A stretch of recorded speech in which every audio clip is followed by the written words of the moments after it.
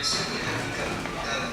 Es de especial importancia reconocer y describir el contexto interno y externo de la escuela en la que llevamos a cabo nuestra labor docente. Hay que poner en claro, primero, cuáles son todos aquellos elementos que conforman dichos conceptos. Por ejemplo, el contexto interno hace referencia al conjunto de elementos que componen a la escuela, sus características internas tanto espaciales, físicas, temporales, y así tenemos el tipo de escuela, los servicios con los que cuenta, su infraestructura y su organización escolar.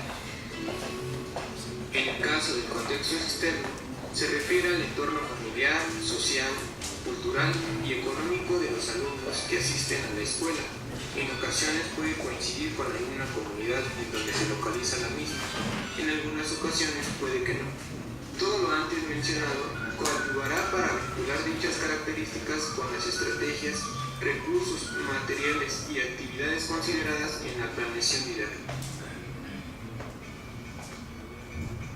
A continuación, les mencionaremos algunas formas para reconocer el contexto interno y externo de una escuela, basadas en alguna bibliografía básica que pondremos a su disposición en la descripción del video.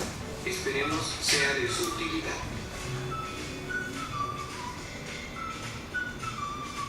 ¿Qué decir del contexto interno?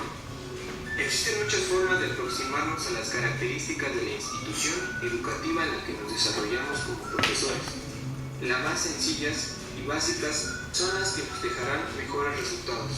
Por ejemplo, podemos iniciar cuestionándonos elementos básicos como ¿qué características tiene mi escuela? ¿Cuenta con organización completa? ¿Se localiza en un medio rural o urbano? Al realizar este pequeño análisis nos podemos topar con las siguientes características. Características básicas en la organización de una escuela. Puede ser algunos tipos de organización completa o de organización incompleta. En la primera, son aquellas que cuentan con todo su personal docente, administrativo y manual. En las de organización incompleta tenemos tres tipos: las escuelas bidocentes y unitarias. Estas últimas son donde el docente se encarga de labores más allá de la enseñanza. Y en el caso de las escuelas multigrado, son aquellas donde en una misma aula y un mismo profesor da clases a alumnos de diferentes grados. Estas escuelas pueden predominar en los espacios rurales o medios rurales, y las anteriores, que serían las de organización completa, en escuelas que predominan en el medio urbano. ¿Qué observamos en sus edificios y su infraestructura? Para comenzar, pueden elaborar un guión de observación o una lista de cotejo para analizar los siguientes elementos de las aulas o partes de la escuela, colocando categorías como si cuenta con ello, no cuenta con ello, está en mal estado o no en estado, etc. Algunas de esas características son las siguientes: características climáticas, orientación geográfica de la escuela, mobiliario, pizarrones, canchas deportivas, patios, salas de usos múltiple, conexión web, biblioteca, sala de maestros, auditorio y/o audiovisual, límites físicos como bardas y portones, entre otros elementos importantes. Por otra parte, a lo que respecta al contexto externo, debemos hacernos las siguientes preguntas. ¿Cómo llegan los alumnos a la escuela? ¿Siempre llegan? ¿Les interesa asistir a la escuela? Todo esto nos permitirá saber las características culturales y sociales de la comunidad, o al menos de las familias de los alumnos. Sabemos, como docentes, que existe una diversidad familiar en las escuelas, tanto las familias que ven a la escuela como una oportunidad para sus hijos y los mandan diariamente, además de inculcarles el valor que implica para su vida, y las familias que ven a la escuela solo como una obligación.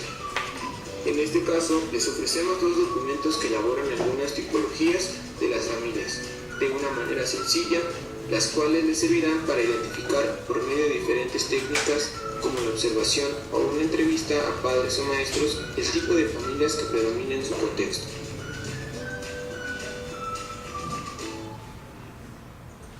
Existen familias del tipo nuclear, familia de padrastros, familia mezclada, familia adoptiva, familia polígama, madre soltera divorciada, padre soltero, etc. Todas estas tipologías nos servirán para identificar en cuál de ellas se localizan las familias de nuestros alumnos.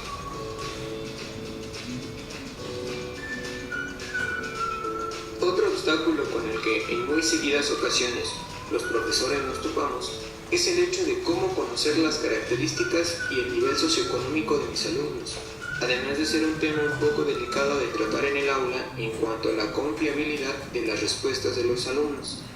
Ser docente implica ser, además de otras cosas, un investigador, en el sentido de realizar pequeños actos de investigación para conocer a mis estudiantes y saber con qué recursos humanos cuento y cómo voy a intervenir para desarrollar un aprendizaje en ellos. Una propuesta para esta temática del nivel socioeconómico es la siguiente.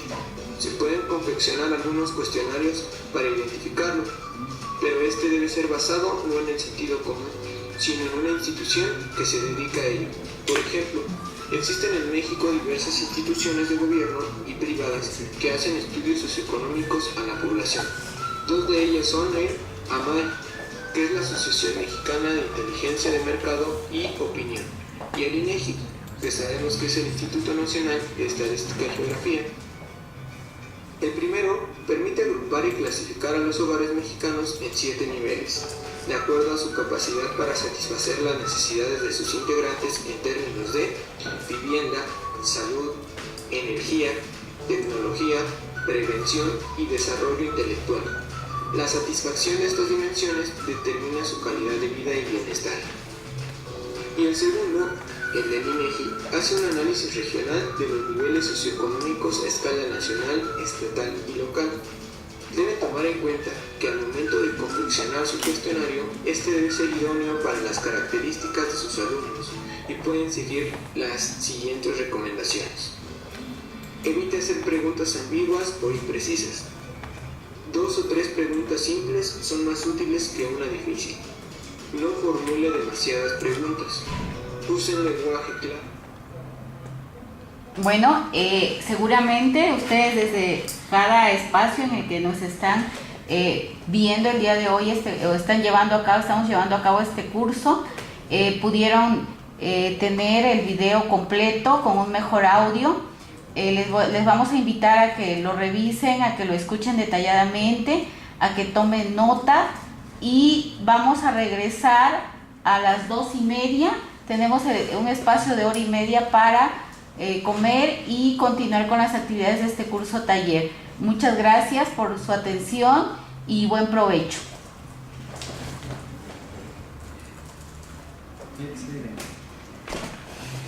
Sí, desmayada. Ya. Auxilio con esta máquina.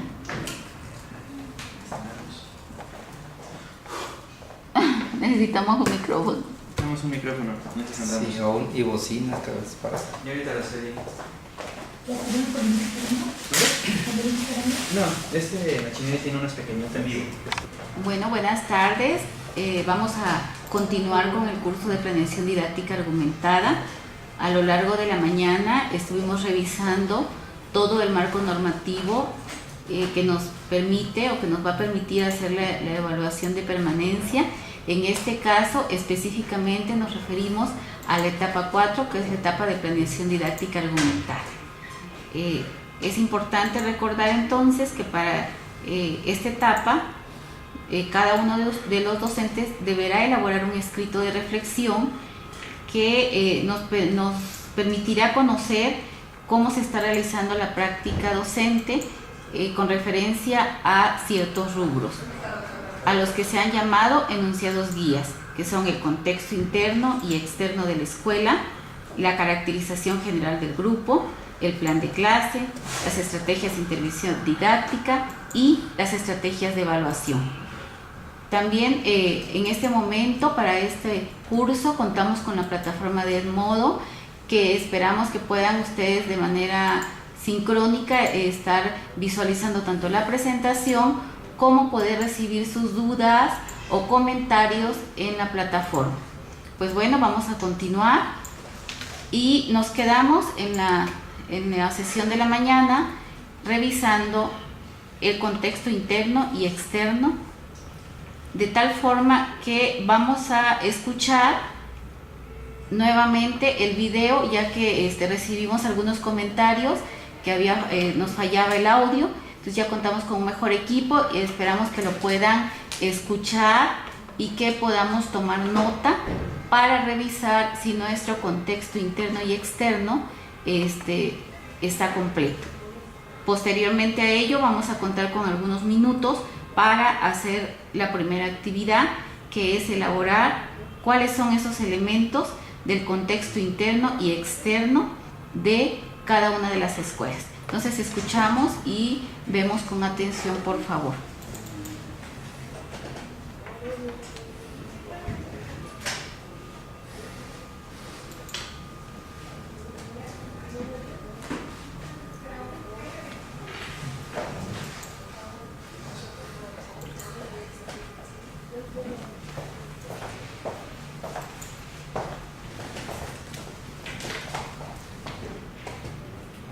Pequebook, tu centro.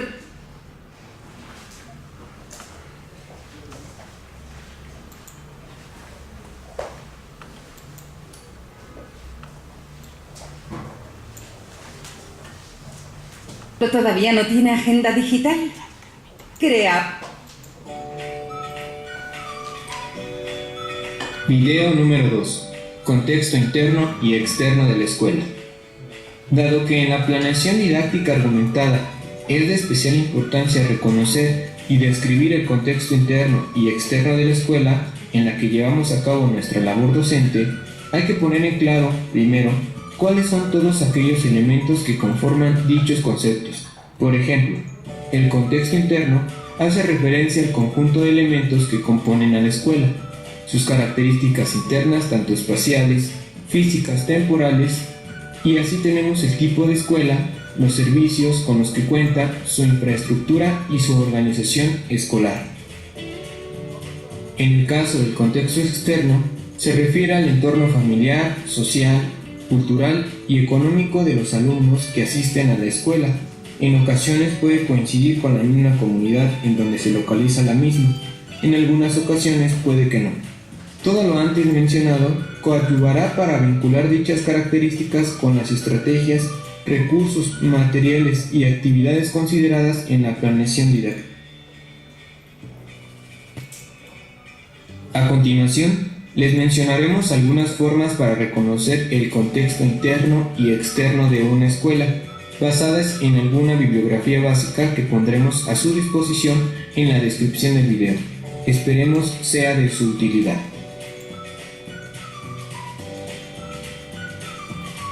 ¿Qué decir del contexto interno? Existen muchas formas de aproximarnos a las características de la institución educativa en la que nos desarrollamos como profesores. Las más sencillas y básicas son las que nos dejarán mejores resultados. Por ejemplo, podemos iniciar cuestionándonos elementos básicos como ¿qué características tiene mi escuela? ¿Cuenta con organización completa? ¿Se localiza en un medio rural o urbano? Al realizar este pequeño análisis nos podemos topar con las siguientes características. Características básicas en la organización de una escuela. Puede ser algunos tipos de organización completa o de organización incompleta. En la primera, son aquellas que cuentan con todo su personal docente, administrativo y manual. En las de organización incompleta tenemos tres tipos: las escuelas tridocentes, bidocentes y unitarias. Estas últimas son donde el docente se encarga de labores más allá de la enseñanza.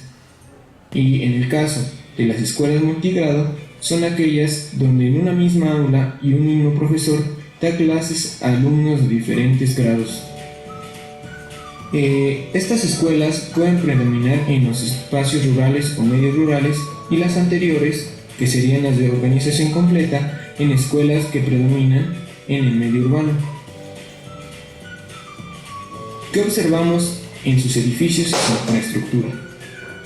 Para comenzar, pueden elaborar un guión de observación o una lista de cotejo para analizar los siguientes elementos de las aulas o partes de la escuela, colocando categorías como si cuenta con ello, no cuenta con ello, están en mal estado o buen estado, etc.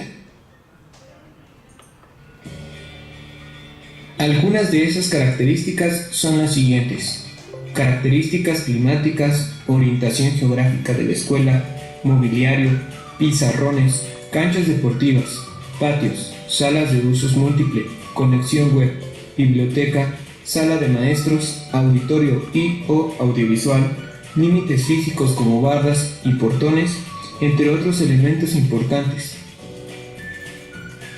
Por otra parte, a lo que respecta al contexto externo, debemos hacernos las siguientes preguntas. ¿Cómo llegan los alumnos a la escuela? ¿Siempre llegan? ¿Les interesa asistir a la escuela? Todo esto nos permitirá saber las características culturales y sociales de la comunidad, o al menos de las familias de los alumnos. Sabemos, como docentes, que existe una diversidad familiar en las escuelas, tanto las familias que ven a la escuela como una oportunidad para sus hijos y los mandan diariamente, además de inculcarles el valor que implica para su vida, y las familias que ven a la escuela solo como una obligación. En este caso, les ofrecemos dos documentos que elaboran algunas tipologías de las familias, de una manera sencilla, las cuales les servirán para identificar por medio de diferentes técnicas como la observación o una entrevista a padres o maestros el tipo de familias que predomina en su contexto.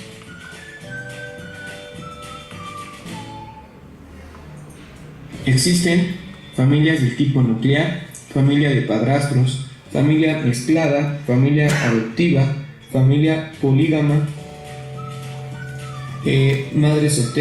madre soltera divorciada, padre soltero, etc. Todas estas tipologías nos servirán para identificar en cuál de ellas se localizan las familias de nuestros alumnos.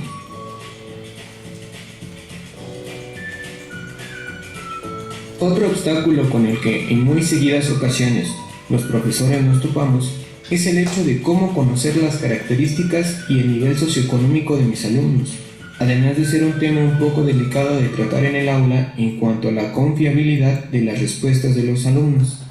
Ser docente implica ser, además de otras cosas, un investigador, en el sentido de realizar pequeños actos de investigación para conocer a mis estudiantes y saber con qué recursos humanos cuento y cómo voy a intervenir para desarrollar un aprendizaje en ellos. Una propuesta para esta temática del nivel socioeconómico es la siguiente. Se pueden confeccionar algunos cuestionarios para identificarlo, pero este debe ser basado no en el sentido común, sino en una institución que se dedica a ello. Por ejemplo, existen en México diversas instituciones de gobierno y privadas que hacen estudios socioeconómicos a la población. Dos de ellas son el AMAI, que es la Asociación Mexicana de Inteligencia de Mercado y Opinión, y el INEGI, que sabemos que es el Instituto Nacional de Estadística y Geografía.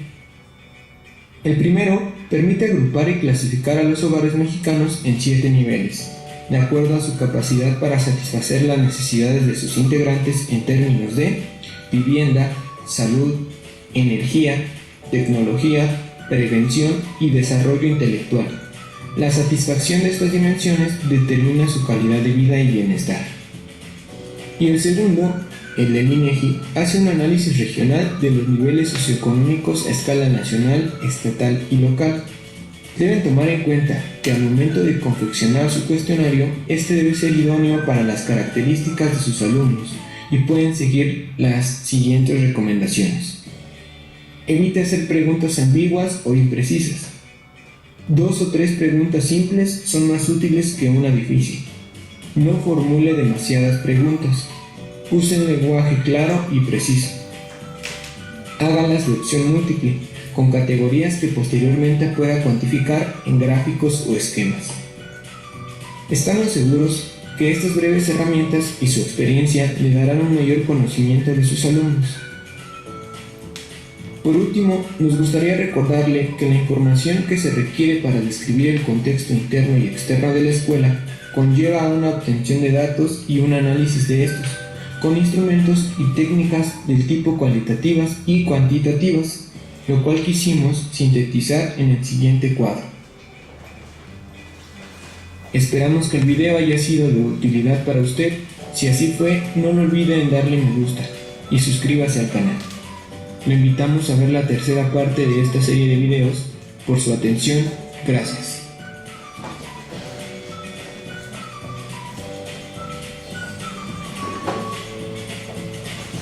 Bueno, hemos terminado de ver el video del contexto interno y externo de la escuela. Ahora vamos a contar con 15 minutos para poder elaborar una descripción breve del contexto de tu escuela. Te pedimos que trates de elaborarlo con los elementos que lograste visualizar en el video.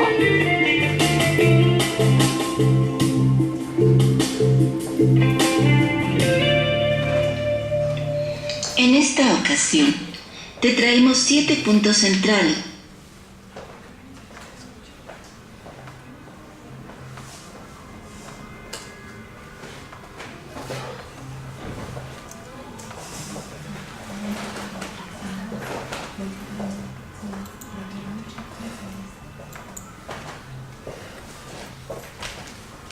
Bueno, entonces disponemos de los 15 minutos, por favor, para trabajar con la descripción breve del contexto.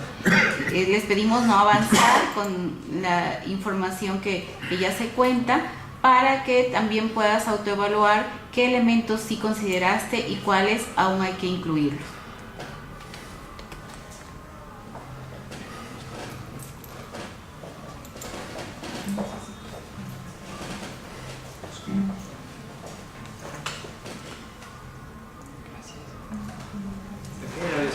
Sí, necesito escribir cuáles son las características del contexto regional en que se ubica el plantel. En un tercer momento, ¿cuáles son las características del plantel? ¿Cuánta infraestructura cuenta? ¿Cuál es el contexto de la comunidad? ¿Con qué matrícula? ¿Qué normativa? Y todo esto será considerado como el contexto interno. En un cuarto momento, tenemos que hablar cómo es mi aula. ¿Cuáles son esas características socioeconómicas y culturales de los estudiantes? ¿Cómo es ese grupo? Porque todo esto sin duda va a definir que se logren o no los propósitos de aprendizaje. También, y no menos importante, conocer cómo aprenden ellos, cómo aprenden mis estudiantes, cuáles son esos estilos que tiene el grupo, así como sus intereses. En esta diapositiva podemos ver cuál es el contexto interno y cuál es considerado como el contexto externo.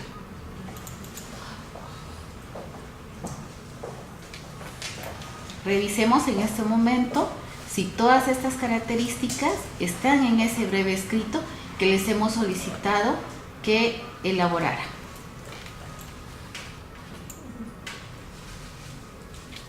Bueno, y aquí una introducción de cómo debo ir haciendo esa redacción que va a ser parte de la argumentación. El Centro de Bachillerato Tecnológico Agropecuario, número, le podemos poner el número de nuestra institución, pertenece al subsistema de la Dirección General de Educación Tecnológica Agropecuaria, se ubica en qué localidad, a qué municipio pertenece, cómo es esa comunidad, a qué se dedica, qué nivel socioeconómico tiene, cuál es el clima. Y ustedes van a decir, bueno, ¿y por qué tengo que poner el clima? Sería relevante en el momento de diseñar las actividades de enseñanza-aprendizaje. Cada una de las situaciones que describamos en el contexto externo es porque son relevantes para mi práctica cotidiana. Y esto es solo un breve ejemplo de lo que debe tener el escrito. Ahora sí, te daré unos breves minutos, 2 nada más, para que revises si los elementos que ya hemos descrito en este momento están en el contexto externo e interno que te solicitamos que ya elaboraras de manera argumentada. Cualquier duda, te recordamos que está la plataforma del Edmodo para que puedas hacer tus comentarios. Trataremos de retroalimentar de la manera más rápida que se pueda, y bueno, si hay varios comentarios similares, vamos a juntarlos todos y hacer una retroalimentación grupal. La idea es que ustedes puedan irse al final del día de mañana con una argumentación totalmente elaborada, o sea, de la planeación didáctica argumentada.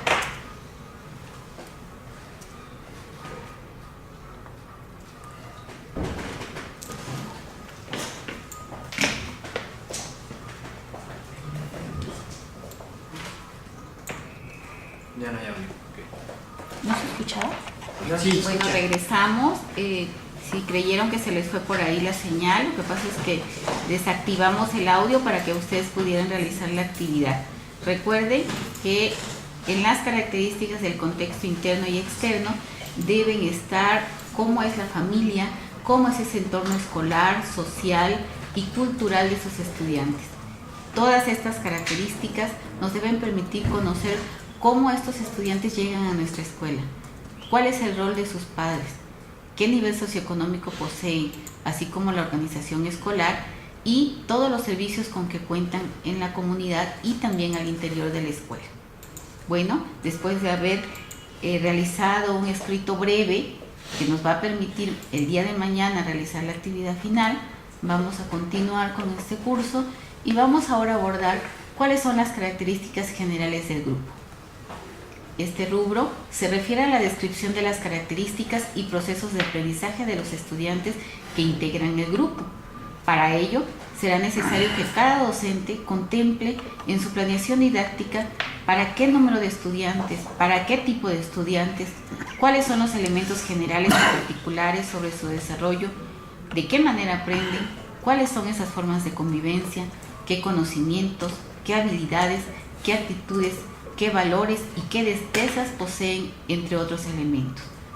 Ahora, te pedimos por favor que actives la liga que aparece ahí en la presentación para que puedas visualizar y escuchar el video de las características generales del grupo.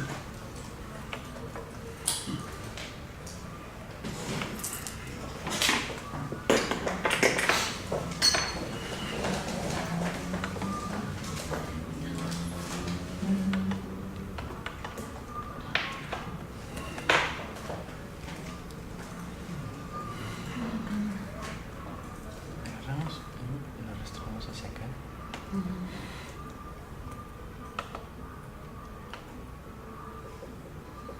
No hay audio.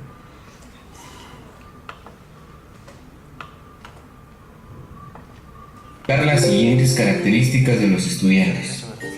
Procesos de aprendizaje, total de alumnos. El público del grupo es un ejercicio primordial para el docente, puesto que le será de vital utilidad para identificar las siguientes características de los estudiantes.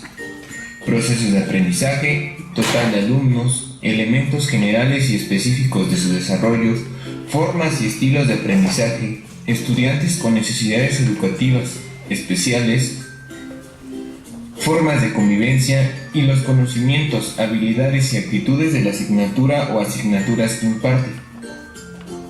Iniciaremos describiendo las características generales del diagnóstico grupal y algunos de sus elementos. El diagnóstico está estrechamente relacionado con la evaluación, por no decir que es parte fundamental de la misma. Sus finalidades quedan concretadas en la planeación didáctica. Dicho proceso se realiza antes de cualquier ciclo escolar o curso educativo. Algunos autores la denominan evaluación diagnóstica inicial, dado que se hace de manera macro y general a todo el grupo al inicio del ciclo. Sirve principalmente para reconocer si los estudiantes tienen o poseen una estructura cognitiva sólida, es decir, conocimientos previos pertinentes para abordar la nueva información por aprender. Aunque es preciso destacar que el diagnóstico no solo se reduce a la obtención de información sobre los conocimientos temáticos de alguna asignatura, sino también se pueden obtener informaciones como el nivel de desarrollo cognitivo, los procesos de aprendizaje, formas, estilos y ritmos de aprendizaje, disposición para aprender y algunas habilidades y destrezas. ¿A partir de qué medios se hace? ¿Con qué instrumentos se puede obtener esta información? En el caso de recuperar los saberes previos, así como algunas habilidades y estrategias de aprendizaje de los estudiantes, podemos recurrir a algunos instrumentos que nos arrojarán información valiosa sobre algunas de las cuestiones expuestas anteriormente. Antes que nada, recomendamos revisar detenidamente en fuentes bibliográficas cada uno de los instrumentos que aquí mencionaremos, ya que, debido al tiempo del video, no es posible describir y explicar cada instrumento minuciosamente. Algunos instrumentos son el informe personal KPSI, la red sistémica, observación formal o informal, listas de verificación, examen de opción múltiple, examen con preguntas abiertas, alguna actividad que implique utilizar conceptos y habilidades aprendidos en otro nivel educativo. A continuación, también les describimos 6 pasos que nos explica Frida Díaz Barriga en el libro de Estrategias docentes para un aprendizaje significativo, para realizar una evaluación diagnóstica, concentrada en el siguiente cuadro. 6 pasos para realizar una evaluación diagnóstica. Paso número 1. Analizar, identificar y decidir sobre los contenidos temáticos que se proponen en el ciclo, asignatura o curso educativo. Paso número 2. Determinar a partir del trabajo colegiado con otros profesores de la misma especialidad los conocimientos previos necesarios para que los alumnos aborden las nuevas temáticas. Paso número 3. Selección y confección de un instrumento de diagnóstico pertinente y eficaz según las características de los alumnos. Paso número 4. Aplicación de la técnica. Paso número 5. Análisis y valoración de los resultados, es decir, qué conocen y en qué medida lo conocen. Paso número 6. Toma de decisiones sobre las adaptaciones curriculares necesarias.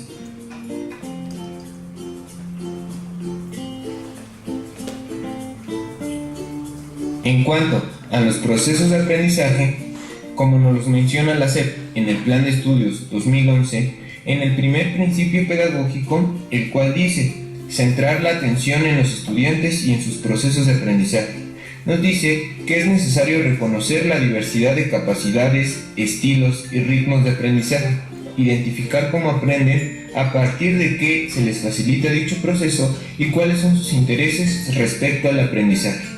Por ejemplo, sabemos que un adolescente es capaz de comprender elementos más allá de lo concreto. Por ejemplo, el tiempo histórico, el espacio geográfico, generar hipótesis, pueden utilizar símbolos para representar a otros, generar hipótesis y someterlas a prueba. En los procesos de aprendizaje entra en juego el aprendiz y algunos factores como cognitivos, motivacionales, sociales y diferencias individuales de cada individuo.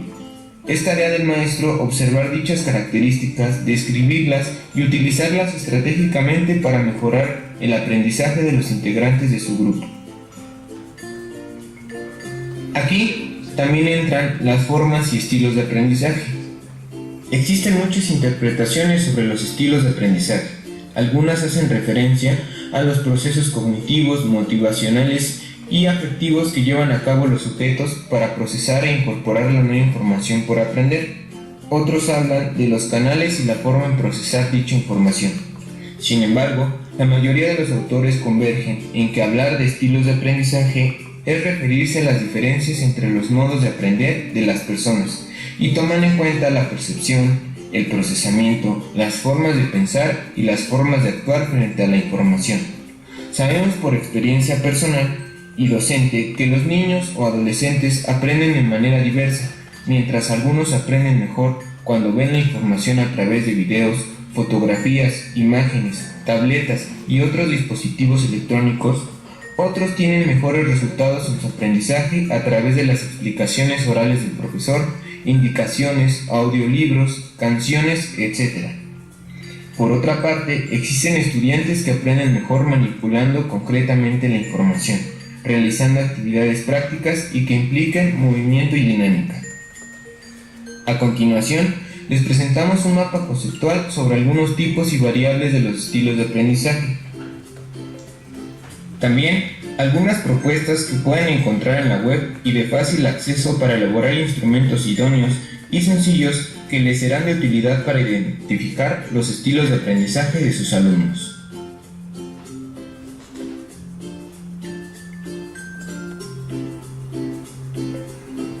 Por último, cabe destacar para este punto que el docente debe elegir la variable o el modelo de estilo de aprendizaje que más le convenga, para que de esta manera confeccione con el colegiado docente un instrumento idóneo, preciso y eficiente, con el cual pueda obtener información sobre las formas y estilos de aprendizaje de sus alumnos, y al mismo tiempo el instrumento debe ser útil para analizar en gráficos la información obtenida. Pasemos al punto de cómo identificar a los alumnos con necesidades educativas especiales. Antes de pasar a los procedimientos que nos propone la misma SEP para identificar a este tipo de alumnos que en algún momento de nuestra práctica hemos tenido, pasaremos primero a definir qué es un niño con necesidades educativas. Entonces, se dice que un alumno tiene estas características cuando, en relación con sus compañeros de grupo, tiene dificultades para desarrollar el aprendizaje de los contenidos temáticos de la asignatura o currículo, requiriendo que se incorporen a su proceso educativo mayores recursos para lograr los objetivos educativos. Sin embargo, cabe destacar que las dificultades no dependen únicamente de ellos, sino que tienen origen con el medio que les rodea. Por lo tanto, su ritmo de aprendizaje es menor que el de sus compañeros de grupo, y los recursos disponibles en la escuela son insuficientes para apoyarlo.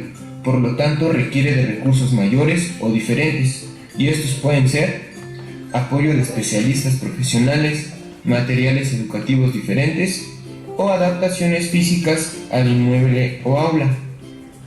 También entrarían adecuaciones y adaptaciones curriculares significativas.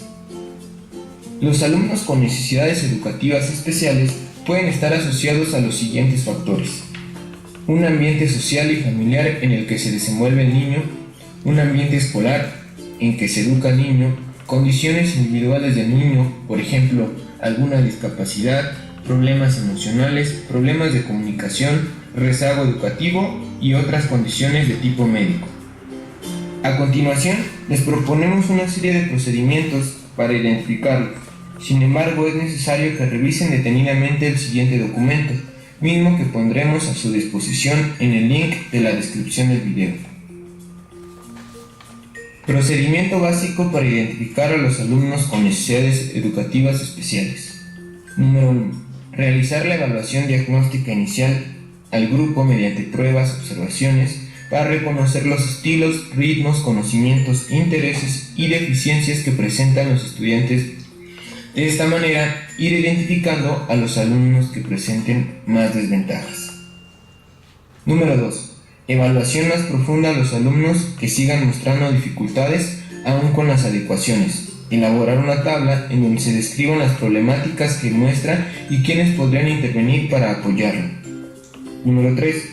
Después de los filtros anteriores y a partir de la discusión de las problemáticas del niño con otros profesores, es necesario solicitar una evaluación psicopedagógica con el personal de educación especial para determinar el origen de su problemática y apoyarlo con acciones concretas.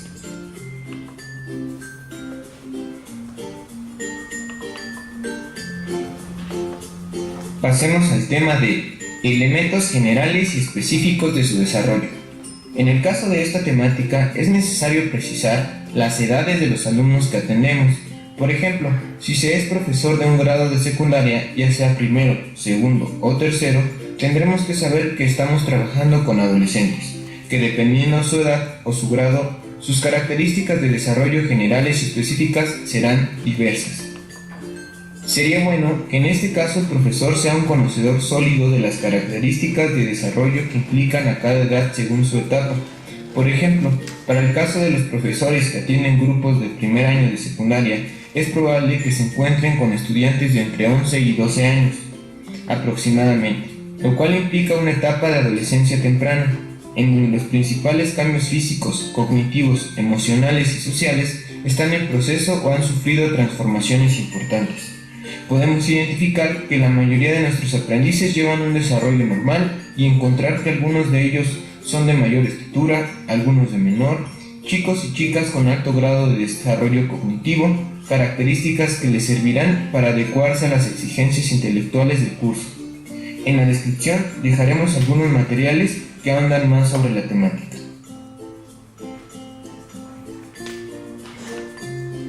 Las formas de convivencia en el aula. Sabemos que un aula es un microespacio en el que se dan relaciones humanas de todo tipo, intelectuales, sociales, afectivas y emocionales. Sin embargo, las relaciones no siempre son de sana convivencia y pacífica.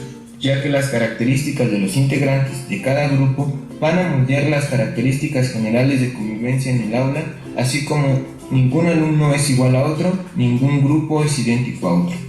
Podemos entender a la convivencia escolar como la práctica de valores democráticos, el respeto mutuo, el reconocimiento y valoración de las diferentes etnias sociales, culturales y económicas, lo cual permite el diálogo que permite a los individuos vivir en grupo o comunidad de una manera pacífica. Algunos tipos de convivencia escolar las podemos retomar del documento Marco de referencia sobre la gestión de la convivencia escolar desde la escuela pública. Por ejemplo, la convivencia inclusiva, la convivencia democrática, la convivencia pacífica.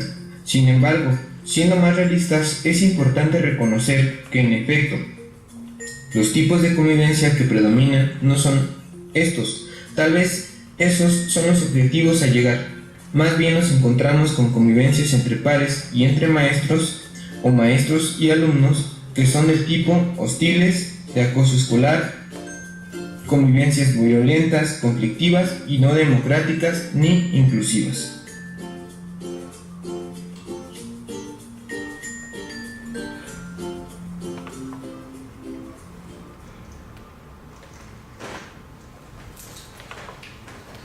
Bueno, hemos terminado de visualizar el video que, como pudimos observar, es muy rico en permitirnos ideas y tips para realizar la caracterización general de nuestro grupo.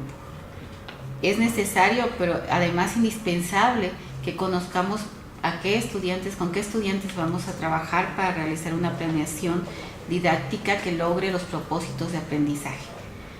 Recuerda que en esta etapa de la planeación didáctica argumentada, cada docente debe elaborar un escrito en el que analiza, justifica, sustenta y da sentido a las estrategias de intervención didáctica elegidas para elaborar y desarrollar su planeación didáctica, donde ocupas tener a la mano tu estrategia didáctica perfectamente alineada a las dimensiones que ya hemos revisado en la etapa 1 de este curso.